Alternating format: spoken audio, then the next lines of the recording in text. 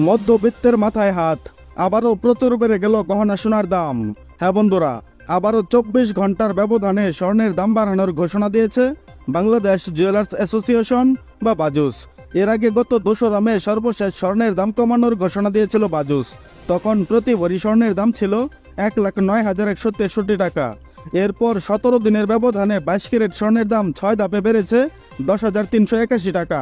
সর্বশেষ গত 19 মে বাজুসের এক সংবাদ বিজ্ঞপ্তিতে এই তথ্য জানানো হয়।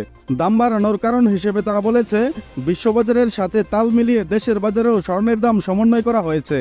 নতুন করে স্বর্ণের দাম বাড়ানোর বিষয়ে তারা আরও বলেছে, সবচেয়ে ভালো মানের সোনা অর্থাৎ হলমার্কযুক্ত 22 ক্যারেট 11.664 গ্রাম সমান প্রতি ভরিতে বাড়ানো হয়েছে 1,084 টাকা। 21 ক্যারেটে বাড়ানো হয়েছে 1,025 টাকা। 867 টাকা বাড়ানো হয়েছে হলমার্কযুক্ত 18 ক্যারেটে। এবং ট্রেডিশনাল মেথড অর্থাৎ সনাতন